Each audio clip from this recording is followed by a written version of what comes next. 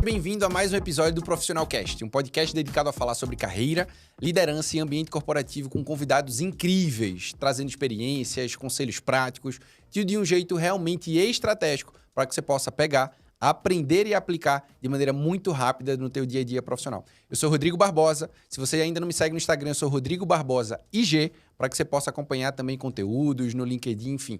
E hoje eu queria trazer uma convidada especial. A gente faz parte de um programa do LinkedIn, né, de criador de conteúdo. A gente se conectou através do LinkedIn. Sofia veio para cá e também eu acho que fez essa ponte bem bacana. E hoje eu estou recebendo Gisele Calef, falar um pouquinho sobre a questão de liderança, a tua experiência no mundo corporativo, toda essa visão de pessoas que você tem, de um jeito muito profundo que eu pude dar uma olhada sobre isso. É um privilégio receber você aqui no Profissional Cast. Seja bem-vinda. Obrigada, Rodrigo. Eu estou bastante honrada de estar aqui, então, pelo espaço, pela oportunidade, por trazer minha voz. E por ter a possibilidade de conectar com gente incrível como você que está aí transformando também o mercado. Pois é.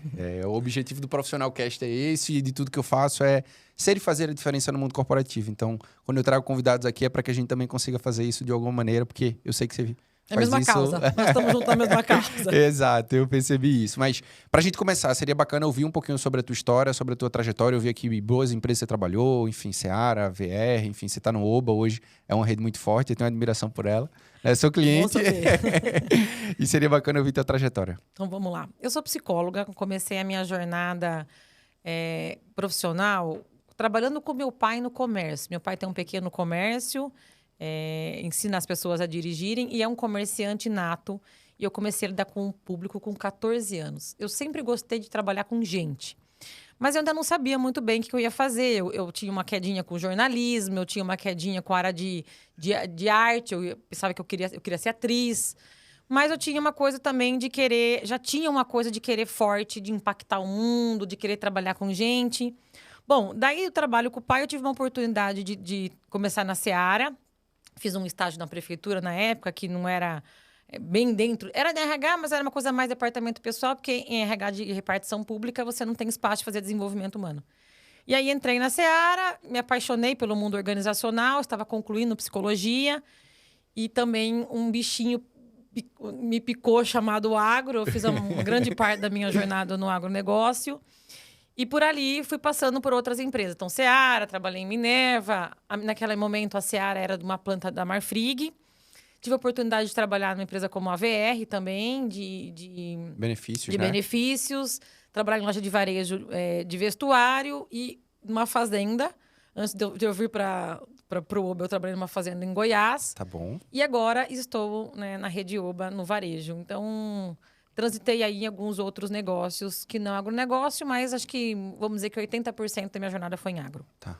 E dessa experiência, você percebe que o mercado, que as pessoas e o desenvolvimento no agro é diferente de outros segmentos? Eu te pergunto isso porque eu recebi na minha casa um amigo que ele trabalha muito com essa questão do agro, né? E ele fala sobre o nível de investimento que o agro faz, que é um investimento significativo para muita coisa de desenvolvimento, não só de tecnologia, mas também de olhar de pessoas. Como é que você encara isso?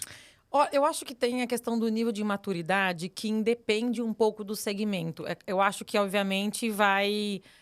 do quanto aquela empresa tá mais madura e consciente com relação ao quanto que gente, de fato, é um valor dentro daquele negócio e em termos de cultura. O agronegócio, fazendo um recorte na sua pergunta, ele tem uma necessidade muito grande. Você falou de tecnologia. Então, para poder acompanhar, você acaba tendo que investir mais. Quando você fala, por exemplo, de agricultura de precisão, quando você fala do que você vive hoje com drone, com as máquinas modernas que a gente tem no campo... Se você não desenvolve, você não toca o negócio. Então, é um setor que evoluiu, cresceu, né? O PIB mostra isso. Total. Então, acaba que você precisa ter uma mão de obra mais... Mão de obra é um termo péssimo, desculpa. Você precisa ter um time mais preparado. E outros segmentos, acaba que a tecnologia não chegou na mesma velocidade. Tem um trabalho que acaba sendo até, às vezes, mais braçal em alguns negócios. E você acaba lidando com... Como é que eu diria? Você não cuida de gente entendendo que essas pessoas... É um ativo principal. Um grande motor do negócio. É difícil falar, mas é sobre isso. É sobre isso. Mas pela tua fala deu para entender o quanto você busca entender do negócio para trazer os ativos certos, que são as pessoas. E como é que você lida isso no teu dia a dia, com o teu time, com essa área de pessoas conectada com a atividade fim? Eu vou te falar que eu não acredito que é possível fazer desenvolvimento humano sem conhecer do negócio. Claro Eu que é possível acredito nisso fazer. também. Você Eu também acredito, acredita? Claro que tem um papel de acredito. mentor num consultório, num escritório, um trabalho de mentoria, um trabalho de coach. Tem N trabalho de desenvolvimento humano. Nós não somos Óbvio. detentores do desenvolvimento humano, enquanto RH. Até porque quem faz desenvolvimento humano é o gestor, né? Eu tenho uma visão que a gente, com o tempo, deveria ir desaparecendo e se incorporando na organização, não como uma área, sumidade que desenvolve Só ela as pessoas. responsável por isso. Exatamente. O gestor tem um papel muito mais forte. Deveria ter, ponto. Deveria. A gente tem uma certa vaidade enquanto área de que a gente é detentor disso, mas não deveríamos ter. Mas falando sobre negócio, eu acho que é impossível fazer um trabalho profundo e valioso se a gente não estiver conectado com a realidade que as pessoas têm, e essa realidade também diz sobre como é que esse bicho aqui, como é que esse negócio funciona, como é que se ganha dinheiro, quais são os indicadores, quais são os resultados. Até porque você não pode fazer um negócio apartado da estratégia, para onde a companhia vai.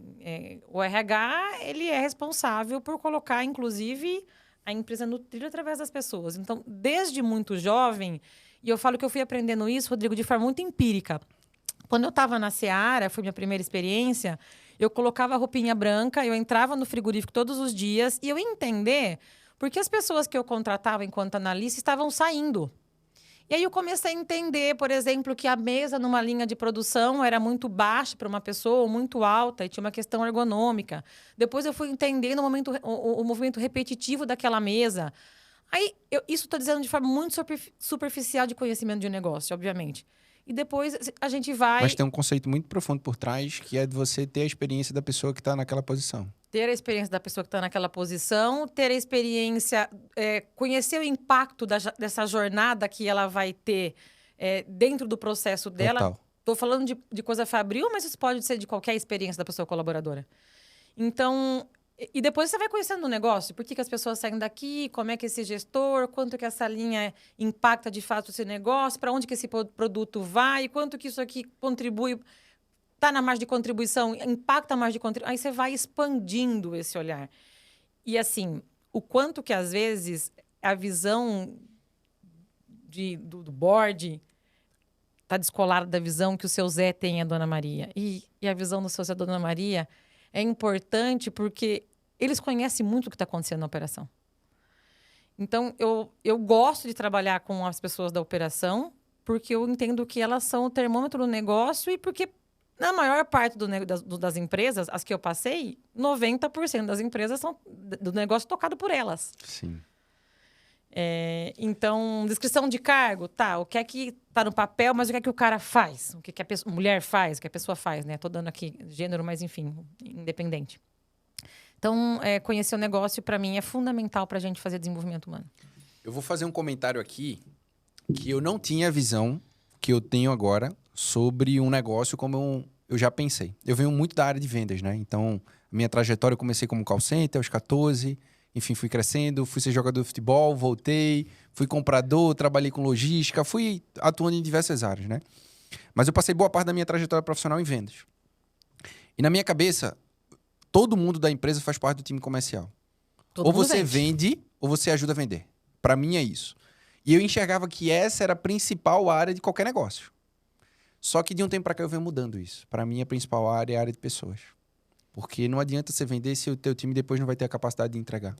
Não adianta você vender se o teu time não está feliz para entregar, porque aquilo não vai ser perene. Aquilo não vai ter sustentabilidade. Então, quando eu olho para a área de pessoas, é desde a ponta, seu Zé, Dona Maria, que você comentou, até quem toma a decisão, o board, ou o CEO, o presidente, dono do negócio, enfim. A área de pessoas é responsável por todas elas, inclusive para o diretor. De sinalizar e mostrar estrategicamente, de fornecer um ambiente legal, fornecer um espaço legal, desenvolver, crescer, amadurecer e remunerar, não só financeiramente, mas emocionalmente e mentalmente. Então, eu mudei o meu conceito sobre a principal equipe de um negócio e hoje a área de pessoas, para mim, é uma prioridade total de qualquer negócio de sucesso. Como é que você enxerga isso? Eu fico feliz de ouvir isso, porque a gente está aumentando o nível de consciência da importância da área de gente dentro do negócio. Mas, por outro lado, eu fico sempre com uma pulga atrás da orelha de quanto que a gente responsabiliza a área de gente por uma coisa que cada gestor deveria ter implícito no seu papel. Então, a gente fala, por exemplo, de um gerente de manutenção. Como o gerente de manutenção quer ser tratado? Que tipo de experiência ele quer ter como colaborador? Então, é só fazer um trabalho de inversão. Né? Que tipo de experiência eu acredito que o meu colaborador queira receber? Não vai ser diferente da que eu vou querer receber, da que você vai querer receber. Óbvio que, guardadas as devidas proporções, as diferenças de cada negócio, eu quero ser respeitado, eu quero poder contribuir, eu quero gerar valor, eu quero ter autonomia, eu quero poder que as minhas ideias tenham espaço para serem implementadas. O seu Zé, na ponta, vai querer isso, um vaqueiro vai querer isso, uma pessoa de uma empresa de varejo vai querer isso. Gerente comercial. Um executivo, um diretor. Óbvio que a gente fala de responsabilidade. Exatamente, proporcionalidade. Mas se todo mundo conseguisse praticar um pouco o que espera e por que o nosso discurso é tão descolado da nossa prática. Porque a gente fala desde quando de feedback no mundo organizacional? Isso é um assunto... ultrapassado. E não, né? E não, só que não. Infelizmente, não. E aí a gente fala que... E os temas vão surgindo novas necessidades. Pô, a gente está falando muito de saúde mental hoje, né? Eu sou psicóloga. Recentemente fiz uma especialização no Einstein em saúde mental, olhando para a vida corporativa, para o mundo organizacional. A gente fala mais de diversidade. São coisas que a gente tem que trazer para a mesa porque a gente não está fazendo a lição de casa. Total. Então, vai ter que ter área de ESG porque a gente não aprendeu a cuidar do planeta. E a gente não faz isso dentro de companhia, porque tem N implicações também em relação a isso. Então, as lições de casa vão se acumulando e a área de gente também se esgota. Então, eu não sei o quanto, Rodrigo, a gente tem dado mais espaço e isso é muito bacana. Acho que a gente está sentando na mesa, em algumas mesas que a gente não sentou por muito tempo. O que é curioso, assim, eu trouxe já uma quantidade legal de pessoas aqui pro Profissional Cast e posições super executivas. E você trouxe uma pauta nova, que é a diminuição da delegação para a área de pessoas em relação à contribuição no negócio. Como assim? Você falou de um pouco de ego envolvido, porque a área de pessoas, óbvio que tem toda a transformação, tem todo o impacto. E para mim, já falei, é a área mais importante. Só que você me fez refletir que eu tenho que fazer um complemento, desde que ela diminua a relevância dela individual e ela expanda o papel de cada colaborador na companhia, com que cada um entenda que o ambiente é construído por ele. Porque, na verdade, a gente está ganhando mais expressividade porque as pessoas têm maior consciência, de fato, de que as pessoas são importantes. Posso ser sincero? É porque eles perceberam o impacto Na de conta. não cuidar das pessoas. E do resultado que isso não traz. No bolso, exatamente. A verdade é essa. A verdade é. A verdade a última é essa. linha A mostrou verdade isso. é essa. Foi Exato. a planilha que mostrou. E que bom. E que bom que teve essa consciência. Tá vindo essa consciência, né? Mas, por outro lado, ela tá descolada da prática ainda. Existe a consciência na última linha, a consciência forçada de que, olha, peraí, a gente está com um turnover muito alto, isso está custando tanto para a companhia, nós perdemos eficiência operacional, os talentos que faziam isso, os devs, os caras vão indo embora. Quando vai fazer o diagnóstico, está em pessoas. Está em pessoas. Só que quando você vai fazer essa, vamos dizer assim, essa chave de mudança, tá, eu tenho a consciência, eu vejo isso na minha última linha. Mas que comportamento, como que eu mudo isso dentro da minha empresa? Trago ela para... Não precisa ser a primeira, mas ali nas primeiras linhas. Eu ainda vejo que existe um distanciamento do conhecimento disso, vamos dizer aí, como você falou, na planilha, para como a gente vira essa chave na prática. Como é que a gente, de fato, empodera as pessoas? E aí fica a palavra meio bonita de falar, vamos empoderar, vamos dar autonomia. Como é que a gente constrói isso no ambiente corporativo, diminuindo o ego e aumentando a expressividade dessas pessoas? Tá. Tem muita gente que ouve o Profissional Cast que está em posição de liderança. Tá. Como é que a gente ajuda essas pessoas a se empoderar disso? Mas, acima de tudo, não é o empoderamento, porque o empoderamento é só o aspecto de nível de consciência. Mas é, na prática, eles construírem esses ambientes, porque... sem sombra de dúvidas, muitos profissionais pedem demissão, não é da empresa, é do chefe. Eu acho que você pode trazer algumas informações sobre isso. Muitos profissionais, quando a gente fala de ambiente tóxico, não é sobre a empresa. Às vezes é sobre a equipe. E o RH não consegue fazer toda essa transformação, esse impacto em 100% das equipes, porque o principal papel ali é do líder. de construir isso? Como é que você enxerga isso na prática, assim? O trabalho que você faz, a visão que você tem sobre isso? Acho que tem duas coisas. Tem uma questão muito maior que eu me preocupo da gente não deixar passar e simplificar a discussão, que é um contexto cultural. Eu não vou ter como dizer para um líder que está ouvindo a gente que ele sozinho, dentro de um contexto Concordo. maior, vai Total. conseguir fazer uma transformação grande na organização dele. Parte de si, porque a gente tem como gestor, como líder, a responsabilidade de fazer a mudança, ao menos no nosso aspecto, né, no Nível de impacto nível ali. de impacto, exato, a palavra é essa. Mas tem um contexto todo que permeia. Favorece ou desfavorece isso? Exatamente, e que aí a discussão é muito mais complexa. Mas partindo do ponto de vista dessa questão da rede de impacto de cada gestor, eu acho que tem que ter um exercício grande de entendimento do que é o papel de liderar, que a gente ainda patina nele. Porque a gente ainda vê esse papel muito mais como relacionado à decisão, a poder, a remuneração, a status, pô, X salário de bônus, os benefícios que são atrelados a isso. E a questão do autoconhecimento, da aceitação da vulnerabilidade, é um ponto muito chave. Então, assim, se eu, como líder, não reconheço a minha fraqueza, se eu, como não líder... me coloco vulnerável. Não me coloco vulnerável. Eu não conecto. Não conecto. E eu acho que a gente ainda tem dificuldade, Total. enquanto espécie, enquanto pessoa, de dizer...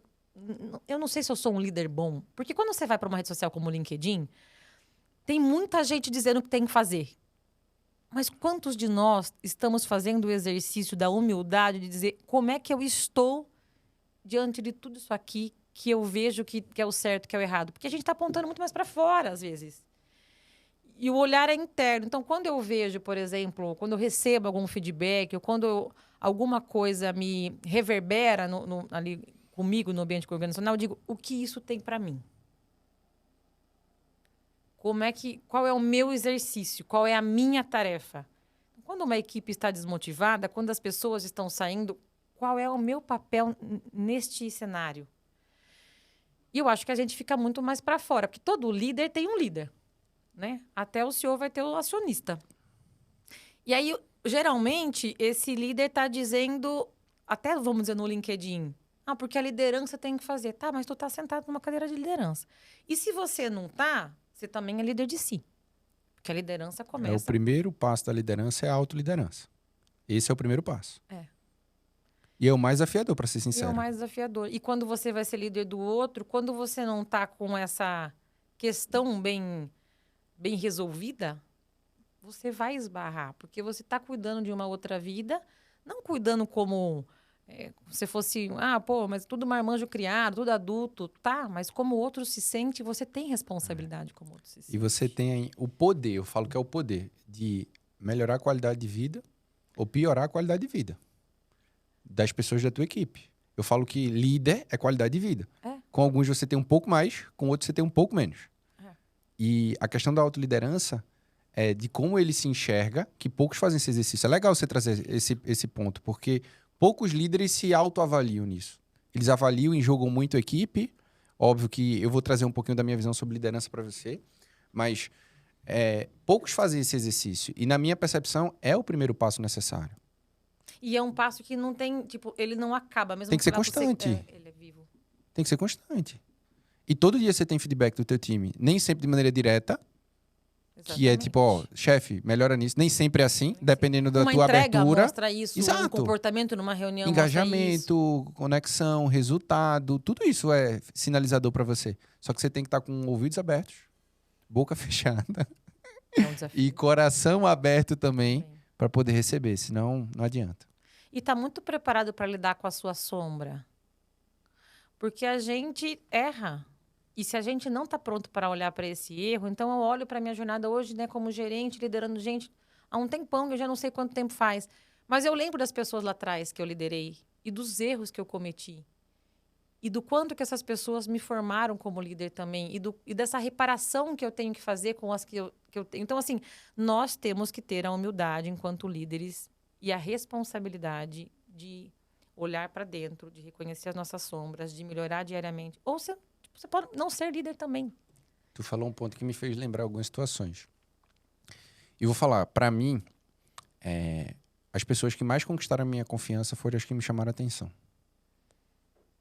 E aí tem um ponto importante, Rodrigo, que eu queria até trazer. Eu acho que acho que falta transparência.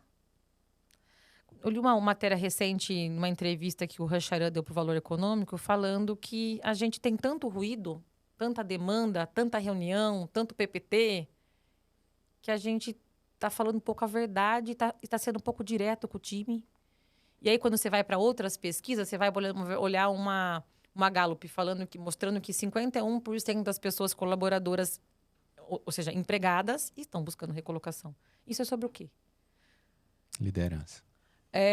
Outro material que eu tenho aqui, a cada 2 pessoas, isso é da Gartner, eu vi num evento que eu fui recentemente, uma está buscando, não tem confiança no líder, então não construiu confiança. Não existe uma confiança construída. E liderança é sobre o quê? Confiança. Então, apesar do tema ser batido, apesar da gente estar falando de feedback, de liderança, eu acho que a gente fala liderança como a gente fala eu te amo. Talvez, às vezes, sem a reflexão ou o sentimento profundo sobre isso, mas na superficialidade. Com causa, com genuíno. É uma palavra que eu falo muito. Quanto que é genuíno? Quanto que eu tenho interesse no outro? O que eu posso fazer pela vida do outro? Gisele, mas é romântico. Não é do ponto de vista que você pode fazer isso de forma processual, de forma... Eu digo, com afeto no sentido de interesse de fazer pelo outro. Genuíno. Cara, como é que essa pessoa cresce? Ela quer crescer. Qual é o meu papel de fazer? Como ajudo ela? Exatamente. Então, não tem uma visão romântica no sentido de, nossa, eu vou ser pai da pessoa, mãe da pessoa, eu vou... Cara, isso não existe. Não. Eu tenho o papel, quanto líder, qualquer líder, de ser uma pessoa que conduza outro, um fio condutor. E outra coisa, e se ela consegue chegar lá, cara, o mérito não é meu. Vê se faz sentido para você. Liderança é privilégio. É privilégio. Liderança é propósito. Liderança é transformação. E liderança não é sobre posição. É sobre tudo isso. É sobre aquilo que você tem a capacidade de influenciar, impactar positivamente as pessoas que estão ao teu redor. O maior líder de todos os tempos para mim foi Jesus. O cara com 12. Primeiro ele montou a equipe com 12. Sem experiência, que a equipe dele não tinha experiência fazendo aquilo. O cara tá pescando peixe, vem cá. Para de pescar peixe, vem pescar homem. O outro tá cobrando impostos. Uma equipe assim, sem competência técnica. Né? E diversa. E a gente fala dessa liderança dele até hoje. Então, quando eu fui me tornar líder, primeiro que quando eu olho para minha infância, adolescência, eu jogava futebol, então eu era capitão das minhas equipes também. Desde novo, então eu sinto um pouco de vocação ali sobre aquilo. E era muito sobre o intuito de servir. Eu sempre tive esse olhar. Eu acho que a igreja me ajudou também nisso daqui, tá?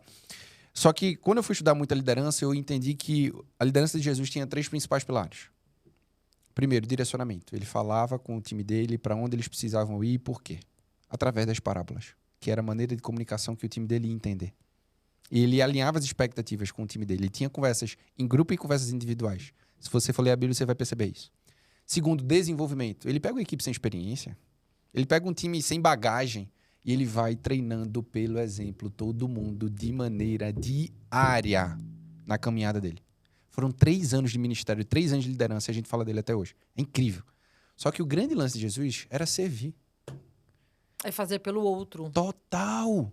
Então, o propósito e o sentido da liderança de Jesus nunca foi sobre ele. Nunca foi sobre status, nunca foi sobre remuneração, nunca foi sobre poder, mas foi sobre transformação que ele fazia na vida das outras pessoas. E o serviço está aí.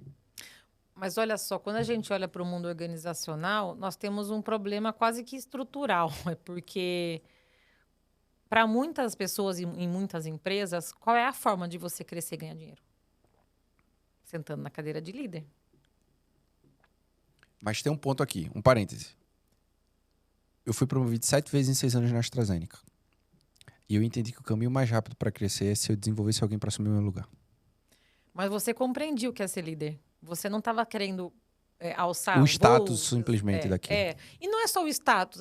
A gente fala que a ascensão, o crescimento financeiro ele é importante também. A Óbvio, conquista não vamos material. ser hipócritas Exatamente. E se ele para algumas empresas ele é o único caminho, muita gente não vai direcionada porque ela quer formar gente. Ela quer expandir, ela quer crescer na companhia, Então, vamos Quer falar... colocar no LinkedIn? Quer colocar no LinkedIn, mas para eu ser um executivo comercial, eu tenho que ter a regional A, B, C, D abaixo de mim, porque o faturamento vai vir Proporcional ali. Exatamente. Vai ser com volume. Será que algumas pessoas vão para essa cadeira porque elas querem impactar a vida das pessoas? O meu sentimento e o que estava no meu coração, até porque eu acredito que uma carreira de sucesso ela não é medida simplesmente por posição e remuneração, mas ela é Isso medida mesmo. por propósito, sobre o protagonismo que você consegue exercer e sobre a performance que você consegue entregar. A consequência disso pode ser posição e remuneração, mas não deve ser a prioridade principal. Eu, aos 19, 20 anos, eu tive clareza do meu propósito, que era fazer a diferença na vida das pessoas e glorificar a Deus. Eu tive essa clareza, de maneira muito clara. Quando eu olho para o mundo corporativo, eu entendia sobre fazer a diferença na vida das pessoas. E quando eu olhava para a liderança, eu olhava o seguinte: quanto mais pessoas eu liderar, mais pessoas eu consigo fazer a diferença. É da escala para o propósito. Exato, pro propósito. total. Só que o meu olhar era esse, e eu falo, as minhas grandes conquistas não foram as minhas promoções. Foi promover as pessoas do meu time, desenvolver novos líderes. Eu ganhei prêmios internacionais, prêmios nacionais. Eu não chorei. Eu sou chorão, tá? Eu não tenho problema em falar Eu isso. sou também, eu também sou. Pode perguntar para minha esposa. As minhas grandes comemorações e conquistas foram as conquistas dos meus liderados. Quando eu abri mão da minha carreira para fazer a diferença na carreira das outras pessoas, o meu resultado passou a ser fazer os outros atingirem o resultado deles. Isso é incrível, né? Não tem preço, gente. Não tem. E hoje eu saio para comemorar quando algum mentorado meu, quando eu faço uma palestra, tem um impacto, tem transformação, as pessoas conquistam aquilo, eu saio para comemorar, porque eu tenho que celebrar a conquista das outras pessoas. Isso me alegra, o meu coração fica feliz. É o que te faz se sentir vivo. Total. Só que, ao mesmo tempo, é aquilo que você falou. Quando eu vou procurar isso no mundo corporativo, está em escassez, está em extinção. Tá em extinção. E aí é um pouco do que a gente falou, porque o caminho de crescimento, a gente não tem carreira Y possível em todo lugar. Não. Então, para você ter uma remuneração maior, uma variável, um bônus maior, você tem que sentar quase que obrigatoriamente numa cadeira de gestão. Total. E isso, depois gestão de negócio e subindo, né, lá no pipeline da liderança do Racharan. Mas nem todo mundo tem esse desejo, tem essa aspiração. Para muita gente, o motivador interno é recompensa financeira, é status e poder, que sem julgamento existe e tá tudo bem. O problema é quando você faz isso com a vida do outro. Quando o outro é manobra desse tipo de caminhada. Aí, deixa eu te fazer uma pergunta. 2. Como a área de gente pode ajudar nisso? E qual o papel dos líderes com esse olhar? Eu te pergunto porque tu tem propriedade fazendo isso, tá? O papel da área de jeito, a gente tem que se reinventar. E assim, eu não tenho todas as respostas e não tenho nem medo de dizer isso. Então, assim, a gente tem que reinventar os caminhos de carreira nas organizações. E entender que a gente pode remunerar as pessoas por entregas extraordinárias que elas fazem. E isso a gente vê muito bem na tecnologia. A gente vê a carreira Y acontecendo de forma mais... Até carreira na área de agricultura, na área do agro, a gente vê também. Agrônomos... Reconhecimento por impacto? Reconhecimento por impacto, Então, não necessariamente fazer uma linha de carreira de crescimento só onde a pessoa possa crescer através de gestão. Mas vertical, exatamente. Esse eu acho que é um papel, é redesenhar os modelos de carreira dentro do mundo organizacional. Eu acho que isso pode impactar vidas e pode impactar, obviamente, pensando em dinheiro, porque organizações... Porque nem todo mundo quer chegar lá. Todo mundo quer chegar lá, mas quer chegar de jeito diferente. Onde quer esse lá? Nem vai ser para todo mundo chegar lá, vai ser liderando gente. Mas você pode ganhar dinheiro como gerente, gerenciando um projeto, gerenciando processos, gerenciando uma carteira de clientes. Redesenho por impacto. Eu tô anotando isso daqui. E hoje já existem modelos de avaliação por impacto. Mas isso não é muito grande, não, tá? Modelo de avaliação até tem. Isso até daí... tem os times trabalhando com o Square, a gente vê muita coisa. Mas redesenho por impacto... Eu não conheço... Primeira vez que eu ouço isso. Eu não conheço empresas, Curti pra caramba. E aí seja uma ignorância e limitação minha, que trabalhem hoje com modelos de carreira mais abertos, assim, sabe? Porque nem todo mundo tem perfil para gestão, nem todo mundo tem perfil para liderança, nem todo mundo está disposto a pagar o preço para chegar lá. Porque existe um financiamento Exatamente. de esforço, de Investimento. tempo, de dedicação necessário. E de olhar para dentro. E total. Que eu não sei o quanto a gente coloca isso na conta, porque eu acho que muita gente ainda não tem consciência sobre isso. Então, talvez nem considere que isso está dando da conta de liderança. Total. E tem uma coisa de mindset também aí, quando a gente fala de papel de RH nesse processo. Porque quando você vai falar com um executivo, com muitos executivos, eles têm a visão seguinte: fulano quer crescer, fulano quer ganhar mais, então ele tem que gerenciar a gente, tem que botar a gente embaixo dele. Com uma mentalidade automática... Essa cultura ainda está muito presente. É muito presente, de que assim, pô, Essa mas o cultura tá fulano muito quer presente. crescer, não quer Tava presente liderar? na minha cabeça. Não vou mentir para você. Hã? Na minha cabeça isso estava presente. E você está me fazendo refletir hoje aqui. E quando você falou assim, ó, redesenhar por impacto, é sobre isso. Até porque quem está lá na ponta, lá em cima, quer resultado. Só temos uma outra questão, né? Não que vá diminuir o número de pessoas, se houver uma possibilidade, né, bacana de fazer uma recompensa por impacto, de pessoas que deixem de liderar. Porque o desafio da liderança também hoje, a gente precisa fazer um contraponto importante, a liderança está sobrecarregada. Também tem isso. Então, não é que as pessoas talvez não queiram, elas não estão tendo condições saudáveis de serem bons líderes.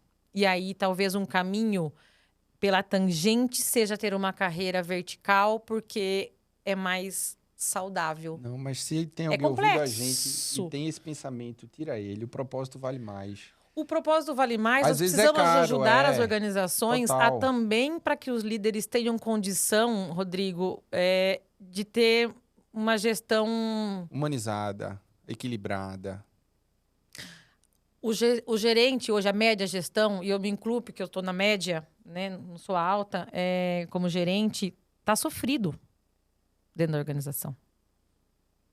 Porque a cobrança vem de baixo, a cobrança vem de cima e a cobrança vem de você trabalhar atuando com o cliente. 360.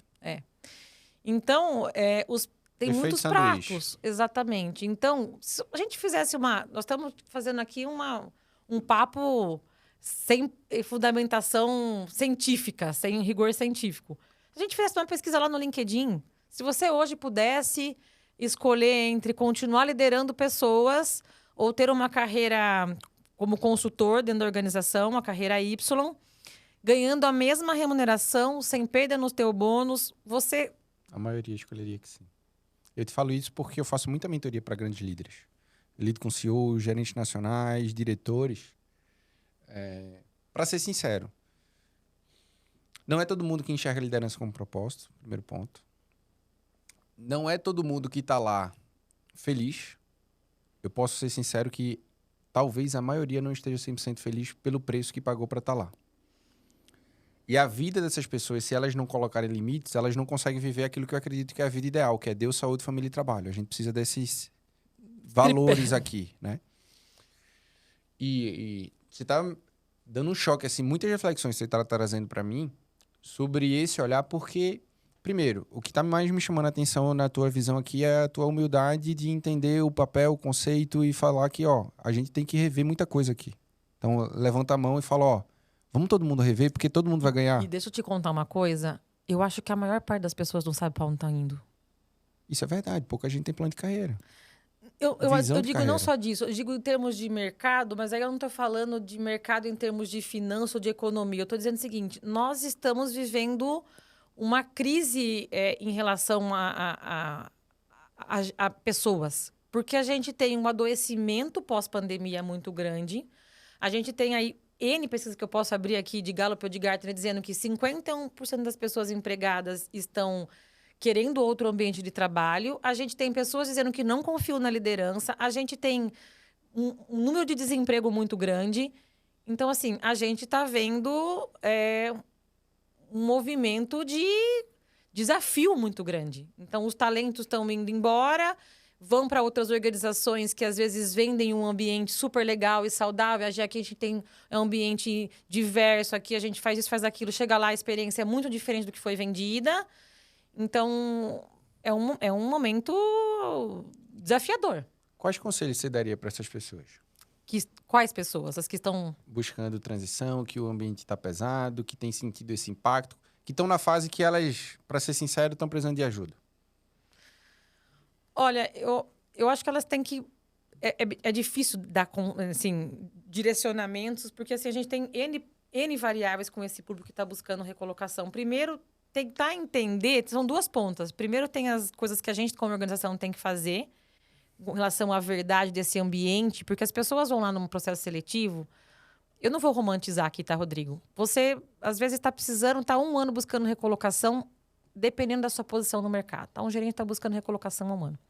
Então, ele está em 2 processos seletivos. Ele vai tentar entender esse ambiente, essa cultura, e, obviamente, nós de RH, muitos colegas de RH, estão vendendo um universo incrível para essa pessoa entrar. Porque ela também está lutando para ter um talento nessa companhia. Aí ele entra, ele tem entre a opção A e B. Faz as perguntas. Acho que um bom ponto seria entender esse ambiente onde ele vai entrar, analisar as propostas. Mas eu também tenho muita preocupação com esse tipo de conselho que a gente ouve no mercado, porque as pessoas, às vezes, não têm 5 oportunidades para escolher. E 5 marcas empregadoras que são, nossa, incríveis. Eu vou trabalhar... Exatamente. Então, eu poderia dar um conselho que eu vou dizer que quando eu ouço de alguns colegas no mercado, para mim, são muito simplistas diante da nossa realidade. Avalie as oportunidades que você tem na mesa. Faça boas perguntas para o entrevistador. Sabe, dicas chavões? Eu acho que a gente não tem... Simplistas, né? Não são simples, são simplistas. Simplistas, exatamente. Que vão... Cara, se você tem poucas oportunidades, vai ter que tentar escolher entre aquela que parece mais fiel ao que você acredita e que você vai conseguir ser mais realizado. Sem muitas ilusões, entende? E a outra é tentar... Eu acho que a gente tem que tentar ao máximo ser leal com a gente. Eu falo que um grande desafio que eu tenho, eu falo que a ousadia é sermos nós mesmos no mundo que nos pede o tempo todo que seja de determinada maneira. Seja assim, seja assado. Então, ser verdadeiro, falar o que pensa, isso é muito difícil. E quando você vai para o mundo organizacional, como que você pode escolher uma organização onde você possa ser mais coerente com o que você estar mais alinhado com o de fato são os seus valores, embora a gente tenha um monte de dever de casa dentro das empresas, em não dizer no LinkedIn coisas que a gente não é, em não contar para o candidato coisas que são incríveis, que na verdade não são. Tá difícil para o candidato escolher oportunidade, porque primeiro ele tem um leque cada vez menor, porque tem muita gente bacana no mercado, então como a gente falou, a maior parte não tem 5 opções para poder escolher. E aí, quando você vai escolher, você encontra não verdades nesses processos. Sim. Então, é um bate-papo, a gente está aqui deliberando porque a gente não tem resposta certa. Eu fui anotando aqui, você foi falando algumas coisas, eu fui anotando e até relembrando um pouquinho das mentorias individuais, que eu me deparo com situações nesse contexto aí, né? E, diante do que você falou, eu fui anotando 3 coisas aqui. Antes de olhar para fora, olhar para dentro. Então, o autoconhecimento talvez seja um primeiro exercício aqui. Isso, entender aquilo que você é, como você é, o que você sente, como é que você gosta, aquilo que você sabe fazer, aquilo que está te incomodando. Exatamente. Então, acho que esse é o primeiro ponto. E aí, ao invés essa de olhar para coerência fora. interna, né? Total. Olho para dentro para ver, né, onde eu vou sinceridade, né? Com sinceridade. Com sinceridade total. Eu acho que você precisa ser sincero com você. Partindo do ponto de vista que essa pessoa tenha opção. Porque a gente tem um grande número de pessoas no país que não tem. Sim. Sim. E a gente tem que falar com essas pessoas também. Porque a gente, às vezes, fala com uma massa, talvez a maior parte que vai ouvir a gente. Mas a gente tem que pensar, como eu te falei, na Dona Maria e no seu Zé. Sim, sim. Que não vão ter essa chance. Sim. Mas eu enxergo que esse autoconhecimento independe da chance. Independe. Quanto mais a gente se conhecer, mais forte a gente é pelas vulnerabilidades que a gente sabe que tem. Boa, ponto. Eu acho que esse é um ponto que independe aqui. Concordo, esse primeiro, humano. Esse primeiro aqui independe. Segundo ponto, eu acho que é definir as suas prioridades. Quando eu falo de definir as suas prioridades, é que quando a gente olha para o trabalho, aí eu vou falar que talvez com a parte que pode escolher mais, tá? A parte que pode escolher mais. Tem uma parte que tem que ter a necessidade, que não tem como ter o olhar de prioridade. Uhum. Então, tem que atender a necessidade antes de qualquer coisa. Pelas contas, responsabilidade, família, tudo isso. Então, vamos colocar essa parte aqui. Para quem tem essa possibilidade, eu enxergo que definir as prioridades, que são o seguinte. Eu olho 5 coisas principais na hora que eu olho para vagas, inclusive para que eu tô hoje. Poxa, o que é mais importante para mim? Eu falo as 5 coisas e depois eu classifico. Remuneração, crescimento, ambiente, reconhecimento, desenvolvimento. Eu costumo olhar essas 5 coisas e depois eu vou colocando ali da 1, 2, 3, 4, 5, 6. Enfim. Porque tem pessoas que valorizam mais remuneração financeira. Sim. Tem Até outras porque o que momento talvez peça isso. Total. Tem gente que valoriza mais ambiente. Às vezes pelo momento que passou. Tem gente que só quer fuga da empresa que tá ou da posição que tem. Tem isso também. Né? Ambiente. Tem gente, não, eu quero desenvolvimento. Isso é uma forma importante para mim. Não, eu quero possibilidade de crescimento. Então, eu falo para... Não é a receita de bolo que cabe para todo mundo seguir uma trilha única e padrão. Exatamente. Por isso que eu fico com medo de dar recomendações que eu falo, não vão se adequar a todas. Mas uma coisa que eu falo quando oriento alguém é o que é inegociável para mim. O que é inegociável? Então, estar numa companhia ética. Transparente, você transparente, falou. É uma palavra coisa importante. jargão, mas na prática faz toda a diferença. Exatamente. Então, eu vou escolhendo que, assim, isso eu realmente não renuncio. Vão ter coisas assim, o salário não vai fechar, isso aqui realmente eu não é o que eu estava buscando, mas eu acho que dá para ceder. Talvez eu tenha menos autonomia, que é uma coisa que eu valorize. Mas o que é este elemento que eu não negocio? Eu já saí de um lugar por choque de princípios e valores. Isso também é uma coisa para mim que é negociável. Inegociável. Eu tinha proposta incrível, humanamente assim, louca, financeiramente louca, de negar, mas não pagava o preço nenhum dos meus princípios e valores.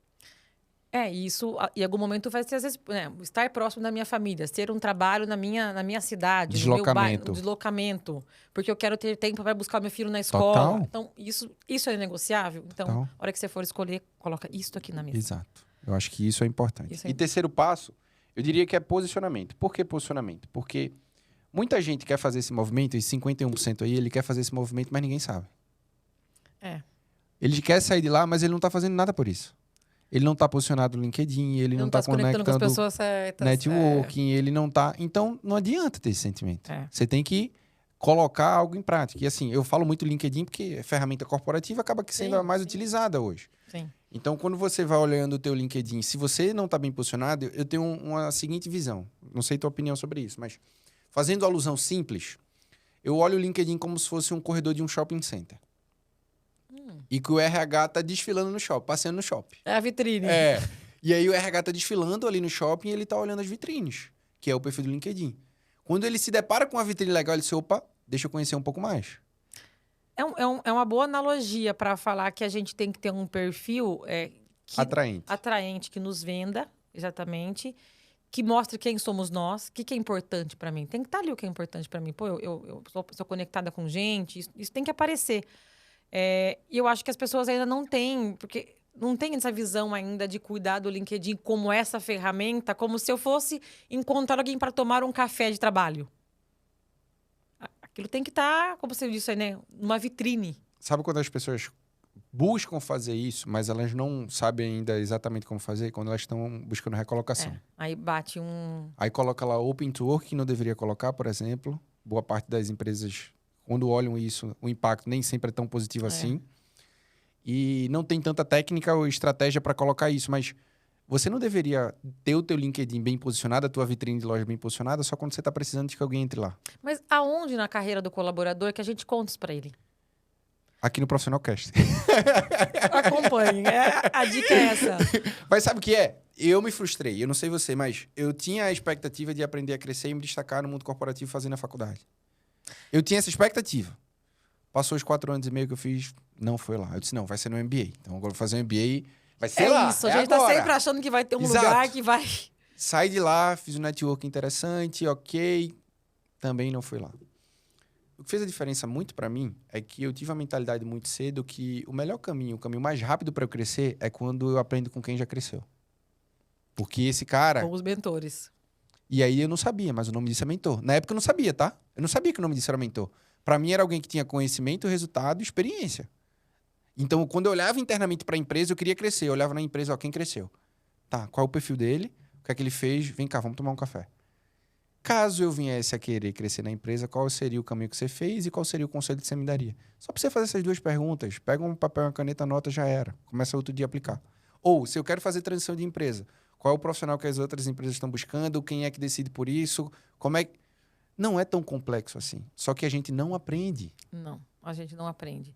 E a gente vai aprendendo isso quando a gente, como você falou, está na necessidade. Total. E aí é urgência, é desespero, é algo mais rápido. É a mesma coisa sobre liderança. Quantas pessoas vão para uma posição de liderança e são preparadas para liderar? Essa é outra pauta, porque geralmente, e aí você tá nessa área, então você toma uma decisão sobre isso.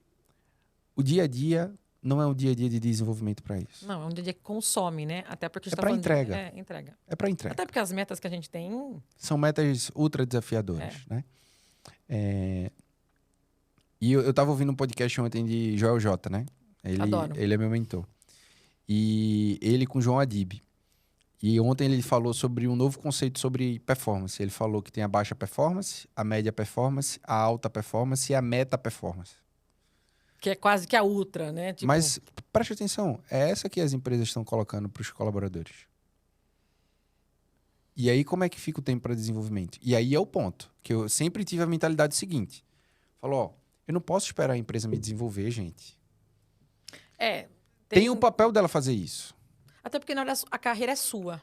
Eu olho a minha carreira como negócio. Eu sempre tive a mentalidade, seja um a minha profissional empresa. SA. É A isso. minha carreira é a minha empresa. Eu sempre tive essa mentalidade, desde muito cedo. Sabe por quê? Porque quando eu olhava para o trabalho, Gi, eu vim dessa família que eu não tinha condição. Eu vim dessa família que eu não tinha opção. Eu falei o seguinte, o trabalho é o único caminho de transformação da realidade da minha família. Eu não tenho outra coisa, não. É a mesma história da minha. Total. Então eu falei o seguinte, poxa, como é que os colaboradores fazem? Se eu fizer igual, eu vou ter o mesmo resultado. Tem uma coisa também de protagonismo nisso, né? O que eu quero fazer, como eu vou fazer, e aí tem muita gente que tá acomodada. Eu sou repetitivo aqui no Profissional Cast, que eu falo que uma carreira de sucesso é uma carreira que tem 3 P's. Propósito, Protagonismo. e performance. Para pensar. Tá vendo? Não falou de grana. A grana vai ser consequência. Consequência, Gi. É. Total. Colheita. Total. Porque se eu priorizo grana, eu vou tomar decisões erradas. Eu vou fazer atitudes erradas. Eu vou tomar uma decisão que na verdade é fim, não meio, né? E um ponto importante é que a posição também vai ser consequência. É verdade. Para pensar. Se todo dia tu tem propósito com aquilo que você faz, você assume o protagonismo de como você faz e você entrega o resultado que você precisa entregar, o que é que vai acontecer? Então, para mim, é um tripé principal, assim, de quem quer crescer e se destacar. Independente se você é líder ou não. Para mim, quem é líder tem mais privilégio e mais sentido... E responsabilidade. Total. Porque é sobre você e sobre os outros que você tem sobre responsabilidade. Ali. Mas, primeiro, faça a gestão da sua carreira como negócio. Seja um profissional SA. Esse é o primeiro ponto, que é uma questão de mentalidade. Se você não tem a mentalidade certa, você não vai ter o resultado certo. Boa. Segundo, coloca propósito. Por que você faz aquilo que você faz? Já parou para pensar que 1/3 do teu dia e da tua vida tu passa no trabalho? Eu falo muito sobre isso. Para mim, trabalho é sobre tempo, tempo é sobre vida. Total. Aonde eu estou investindo na minha vida. Para mim, isso é bastante... Isso é uma coisa que até me toca, assim, sabe? Quando eu acordo, eu falo, cara, eu estou saindo da minha casa agora, vou pegar tanto de trânsito, vou até o meu trabalho. O que eu vou fazer com a minha vida? Porque eu penso o seguinte, hoje eu tenho uma filha que tá com 1 ano e 1 mês, Cecília. Hoje eu tenho minha esposa, Alessandra. Para eu não estar com elas... Tem que valer a pena, não tem não? Muito. Tem que valer muito a pena. E o que eu faço, eu tenho que deixar um legado para elas. Não é só deixar dinheiro. É o seu propósito, né? É deixar um legado. Então, quando eu vou gravar um Profissional Cast, quando eu vou fazer uma palestra, quando eu vou fazer um treinamento, mentoria, eu explico ali. A minha filha nem entende tanta coisa, mas na verdade ela entende mais coisa do que eu imagino. Mas eu falo, papai tá indo para fazer diferença na vida de outras pessoas. Que incrível você contar isso para ela. E os papais e mamães das suas amigas, o objetivo do papai também é ajudar eles para que os filhos deles também sejam felizes como você. Que incrível isso. Eu me arrepio porque é propósito, entendeu? É propósito. E isso talvez esteja fazendo, a gente não sabe, mas estou aqui pensando nesse papo nosso.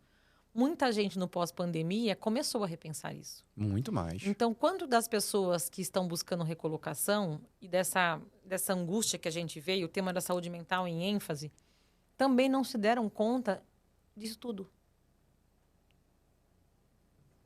Então, as organizações têm um desafio grande de energizar essas pessoas para inspirar essas pessoas para o propósito que elas têm e que estejam conectados com a causa que elas têm de vida também. É uma matemática difícil. Difícil de fechar essa conta. É difícil. Mas eu falei da primeira coisa, profissional SA, falei dos 3 P's e o terceiro pilar para mim são estratégias de posicionamento. Quando eu olho para o mundo corporativo, a grande maioria dos profissionais enxerga que tem que trabalhar muito e tem que entregar muito. Não falo que isso está errado, mas eu não enxergo só que existe esse caminho. Quando eu olho para minha trajetória profissional, eu sempre enxerguei o mundo corporativo como um tabuleiro de xadrez. Como assim? Você dá checkmate nas pessoas? Não, não. Não é sobre isso. Mas é entender o seguinte, é sobre estratégia, gente. Se eu pensar de maneira estratégica e entender os próximos passos, eu consigo talvez um resultado de maneira mais imediata. Se eu entender mais sobre o tabuleiro e sobre cada peça do tabuleiro, eu consigo um resultado diferente. Quando a gente vai olhar para o xadrez, a gente tem peão, tem rainha, tem rei, tem... Então, são pessoas diferentes que estão envolvidas ali. E se eu tratar todo mundo do mesmo jeito, eu não vou ter um resultado diferente das outras pessoas, porque todo mundo costuma tratar de todo jeito. Tem que ter uma leitura de cenário aí, né? Total! E que também é difícil de ser feito. Que é estratégia também, né? Total. Que é planejamento. Mas a gente vai entrando automático, né, Rodrigo? Segunda-feira, aperta o botão, piloto automático. Foca na entrega, sexta-feira, aperta o botão de novo, desliga, curte o final de semana para ligar o botão de novo na segunda. É.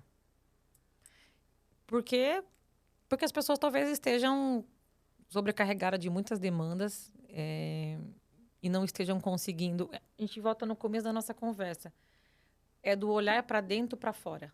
Né? O caminho é de dentro para fora. Quando a gente não está olhando para as nossas questões, para o nosso propósito, para o que a gente quer, para a nossa rotina, pô, tô chegando tarde, eu não fui no médico.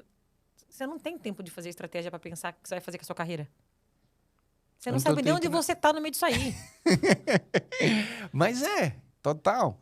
Só que você tem falado algo provocativo que é o seguinte. Tá, e o papel das empresas nisso? Qual o papel das empresas? De parar, de direcionar o time? O papel da empresa de desenvolver o time para chegar lá? O papel da empresa de servir a equipe para ter realmente esse ambiente? Como é que a empresa está fazendo isso? Eu trato muito disso nas minhas palestras. Eu gosto de conversar muito diretamente com os líderes nas minhas palestras, mas eu também falo com os liderados e falo o seguinte, ó, tá vendo o teu líder? Não é só ele que pode servir, você também pode servir o teu líder. Com certeza. É uma troca. É uma troca. Só que muitas vezes você só espera cobrança do teu chefe, mas quando foi a última vez que você chamou o teu chefe no canto e falou, chefe, qual ajuda você está precisando? Tô vendo que você está sobrecarregado. Na verdade, é sobre conexão humana, né, cara? É sobre construção de relação. Ela não é uma via de mão única. Essa construção, ela se retroalimenta com o que o outro também me oferece, mas o outro também só oferece quando eu, enquanto líder, que deveria ser na posição de um time o mais maduro, o mais preparado, afinal, ele assumiu a cadeira para isso. Total. Cadeira a gente fala aí, mas na verdade a posição vem até antes da cadeira, vem a posição da pessoa com relação ao outro. Então, quando isso começa a acontecer do líder para a equipe, essa reciprocidade ela é alimentada. E tem um ponto que você trouxe que fez muito sentido para mim. Toda a tua fala, como eu falei, me chama muita atenção a humildade que você traz, a reflexão que você traz, e o aspecto da vulnerabilidade que você traz, assim, esse olhar de vulnerabilidade, porque vulnerabilidade conecta. E assim, estudando um pouco de segurança psicológica, estudando cada vez mais sobre saúde. Eu estava lendo um livro recente sobre organizações sem medo, segurança psicológica, e vendo N casos de impacto nas corporações, inclusive casos fatais em hospitais, em companhias aéreas, porque o piloto não quis, o copiloto não quis dar um comando para o piloto, porque o piloto está acima do copiloto. A enfermeira não quis falar para o médico, porque como é que eu, enfermeira, vou corrigir um médico? E isso acontece diariamente na vida corporativa. Em hospital, em construção civil. A gente tem erros fatais, erros financeiros e impossibilidade de inovação, porque a gente não quer deixar o outro corrigir, porque a gente não tem segurança psicológica para falar, porque a gente não se sente pertencente, porque a gente tem medo da reprovação, da rejeição. Então, se a gente colocasse o tema da vulnerabilidade, que até está bem em alta agora, Tá mais. De uma forma realmente genuína e desse atenção para esse tema, eu acho que a gente conseguiria fazer grandes transformações. Um mundo corporativo melhor. Um mundo corporativo melhor. Tem um termo que eu não gosto, que é sobre a antifragilidade. Eu não gosto desse termo. Do Taleb, Nassim Taleb, né? É um termo que você fala de antifrágil, é como se você não pudesse ser vulnerável. Olhando... A conotação que dá para ele... Eu trabalhava numa organização que esse termo foi muito utilizado. E eu não concordava, não me encaixava com aquilo que eu falo o seguinte, se eu sou antifrágil, eu dificulto o meu time de levantar a mão e pedir ajuda. Se eu sou antifrágil, eu dificulto, às vezes, de eu levantar a mão e pedir ajuda. Então, ambientes fortes, às vezes, são de pessoas que mostram suas fraquezas.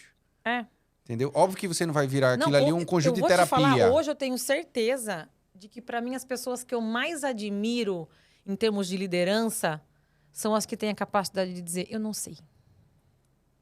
Eu não tenho resposta. Eu vou buscar entender. O que você acha? Elas querem ouvir quem Nível tá... máximo da liderança, né? Para mim, isso é fodástico. Quando o cara chega na posição de dizer o seguinte, eu não tenho resposta, mas você pode ter. Porque, na verdade, não necessariamente quem está na posição acima... Sabe tudo, né? Na verdade, ele não sabe tudo. Não necessariamente Total. ele vai ter a resposta para aquilo. Ok. E eu acho que o exercício, volto a dizer, da humildade é muito poderoso. Pra gente fechar aqui esse episódio, porque pra mim eu A gente ficaria vai ficar muito aqui mais, a tarde né? toda. Mas, diante desse tema, diante dessa pauta, qual seria a mensagem que você deixaria para quem está acompanhando a gente aqui? Se você não é líder, e você vai caminhar como líder, acho que também depende um pouco de cadeira aí. Começa a olhar para dentro. Se conheça. Se permita errar. E eu acho que o exercício da transparência, a gente fala um termo que eu tenho muita dificuldade, tá? Que é a questão da politicagem corporativa. Eu acho que se a gente... Eu não vou dizer que a gente não precise ter relações polidas e saber o momento de... Né, o xadrez que você bem trouxe, mas a gente precisa ser um pouco mais genuíno nas nossas relações. Um pouco mais humano, um pouco mais... Muito mais, na verdade. Transparente. Então, o que eu deixo, eu acho, de mensagem do que me impactou do Rancharan, do que eu falo no dia a dia. Eu falava muito para os times que eu tive, que né, vão me assistir, que eu vou mandar aqui o nosso podcast. A verdade transforma. Reconheça que você vai errar. Reconheça que você não vai ser bom o tempo todo. Reconheça que você não sabe. Peça ajuda. Comece de novo. Se reinvente. Busque. Eu acho que tem muito exercício da vulnerabilidade, da humildade, do autoconhecimento. Eu acho que isso é potente, cara. Sim. Eu vou te dar um exemplo prático do que eu fazia. Eu assumia uma liderança de alguém e eu colocava o seguinte, ó, a partir de agora a gente vai escrever um novo capítulo do teu livro em relação à tua trajetória profissional. O título desse capítulo é 100% de confiança. E eu vou te falar o seguinte, você não precisa conquistar minha confiança, eu já estou te dando 100% dela. Eu não trabalho com 99%. Eu parto do mesmo ponto que você. Eu não consigo trabalhar com quem eu não confio. E eu preciso que você seja sincero comigo. Eu vou te falar o que eu espero de você. Eu quero te ouvir duas coisas. O que é que você espera de mim enquanto teu líder? E o que você não espera de mim enquanto teu líder? Você vai ter o meu compromisso, que você vai ter o que você espera e que você não vai ter aquilo que você não espera. E você já tem 100% da minha confiança. Então, eu fiz esse exercício e o impacto dele sempre foi muito incrível. Sabe que da minha jornada também, eu sempre sento nas primeiras conversas com a liderança, com a minha equipe e falo, olha, vamos fazer, vou dizer um pouquinho o que é inegociável para mim. E aí eu falo, a questão da integridade, a questão da verdade, a questão da lealdade.